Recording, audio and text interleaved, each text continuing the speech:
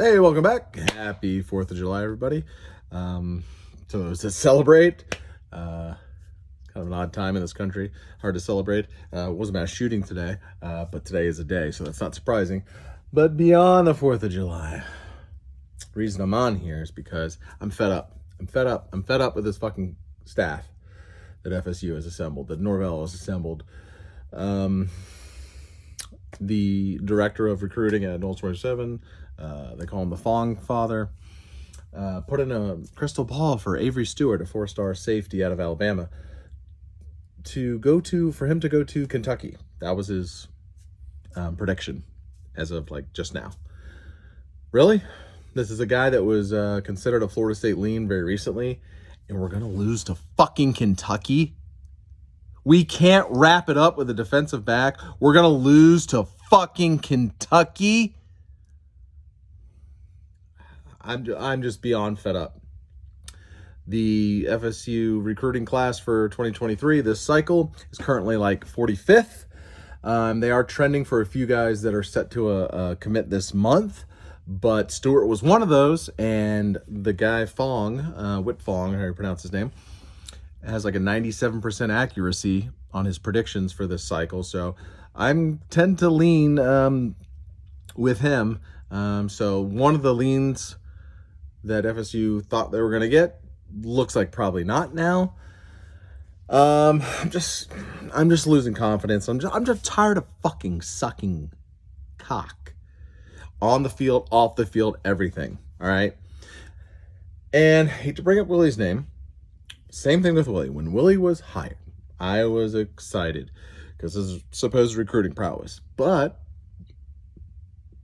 as time went on, more and more evidence tended to point you towards, hey, this ain't the guy. This ain't going to work out. Whether it was on field, whether it was recruiting, whatever. Now here's Mike entering year 3. We know the on-field record. That's the obvious thing. He's won 8 games in 2 years. But other things with the off-field, recruiting, it's not up to snuff. I get it, you're not winning games, but your best recruiter that will give you credit for hiring, Alex Atkins, he didn't seem to get that fucking memo about, well, we can't reel in blue chips until we start winning. He hasn't gotten that memo. Alex Atkins keeps bringing in blue chip offensive linemen. He keeps turning around he keeps making an obvious effort to turn around his offensive line room. All right, he's not waiting to win 8-9 games. He's getting it done somehow. Don't know, but he is. So the recruiting is lacking. And the other frustrating off-field thing is the coaching staff remaining together. You win 8 games in 2 fucking years and not one coach gets shit canned. The linebacker coach, he left. He left for promotion at Virginia Tech. Marv, now their defensive coordinator at Virginia Tech. Didn't get fired. You kept Dugans. You kept Thompson. You kept Yak. You kept pretty much fucking everyone on this staff that sucks cock recruiting. Dugans. All of them. That's a red flag. That's a huge red flag. And I don't want to hear, well, he can't help it, it's the admin. Like, the salary that these current guys are getting paid to suck, I guarantee there's guys out there that would work for that salary and do better. Now, if Norvell doesn't have the cachet or the Rolodex, well, that's a fucking problem. The one thing I wanted this offseason to see was Norvell's ability to not be loyal and cut ties with guys that aren't carrying the weight. At the very minimum, very fucking minimum, I wanted Dugans let go and replaced. Didn't care who. It could have been a bag of fucking balls replacing Ron Dugans. Nope, you didn't do it.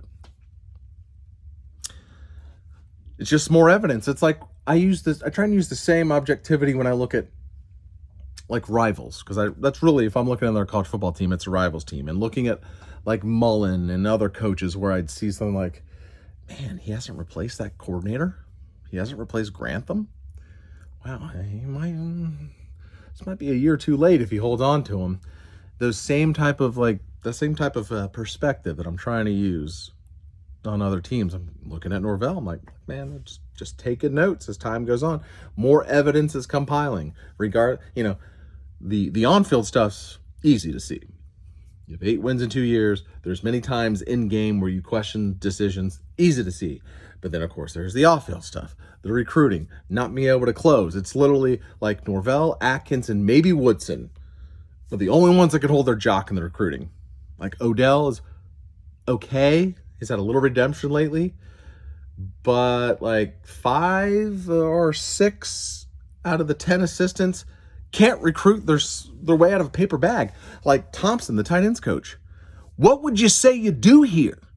I rarely even read his name in recruiting articles. What the fuck does he bring to the table? This is a rebuild. If you're gonna have a rebuild actually work, you need to bring in fucking talent. Now, this roster is better than what he inherited. He has raised the floor, which we've heard a million times. But to get FSU back to where people want it, competing for conference championships, competing for national titles, the floor ain't going to get you there. And if Fong is indeed correct, here's another blue chipper that you had a good shot at, and you're going to lose out to Kentucky. I mean, the cycle is pretty much more than half over. We're in July now. Most of these kids sign in December. You're 45th. Like, I know they won't finish there. I'm sure they'll, at the very least, get in the 20s. That ain't fucking good enough. I don't care what your win-loss is. And some of this, a majority of this falls on Norvell. You have dead weight on your staff. Like Dugans, Thompson, like, what are they even doing? Like last cycle, I believe 0 high school wide receivers were signed. It's a joke. Randy Shannon. Not only does he get the linebacker's job, you attach co-DC to his name? This guy's a fucking has-been. Like, I didn't think he could be worse than Marv, but he's trying. Can't even get a sniff from blue chip linebackers in the state of Florida. There's a guy at Tallahassee Lincoln, a 5-star linebacker. We may or may not even be like in the top 5 for this kid. Point being in this video, which is a lot of complaining, I know, is it really feels like this staff is just playing out the string. I don't see it turning around under this staff. As much as I want it to work, of course I want FSU to win. I want Norvell to do well because that means FSU's doing well. But as more time goes by, just like Willie, when you see all the evidence, whether it's on field, off field with hires, lack of changes to the staff, recruiting, obviously, you can't ignore that stuff. Now, maybe we'll get surprised this season, and maybe all those close games that are, all those games that are projected to be close, maybe, FSU plays well and has a little bit of luck and win the majority of these toss-up games this fall. And maybe they win 8 or 9 games, and that helps turn around the recruiting, which I'm sure would help turn around recruiting. But I don't think, even with an 8 or 9 win season, suddenly Randy Shannon or Thompson or Dugans or name anybody on that staff, not named Atkins or Woodson, I don't think any of those other guys are going to suddenly become juggernaut recruiters because, the team won 8 or 9 games. It is what it is. I'm trying to just ignore recruiting for the most part, but this just annoyed the fuck out of me reading that crystal ball today for a guy that was considered a FSU lean, like very recently. He commits tomorrow, by the way. So we'll know very soon. I'm just at the point where I'm like, just ignore it. It just comes down to this season. Either the team goes out there and does well enough, win 7, 8, 9 games, or they don't. And maybe Norvell's fired. It's no guarantee. I think he would absolutely have to shit himself and go like 4-8 to get fired. just based on the economics of what's going on with FSU and everything else, the buyout, everything. Like, I think he'd have to absolutely shit the bed to get fired. So we'll find out soon enough. We're only basically 2 months away, not even.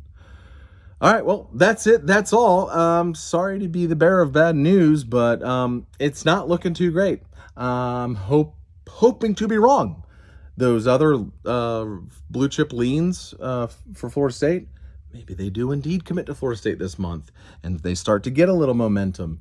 But again, you have to still perform on Saturdays, because we've seen this play out before the last few years. Whether it's Norvell or Willie, you can have a top 10, top 15 class heading into the season, but if you fucking can't win games, that goes out the window. So we'll see what happens. But just a little 4th of July update on how I feel about this staff and this team and this program. I'm not going to put a win prediction number, but like, I would love to see 8 wins.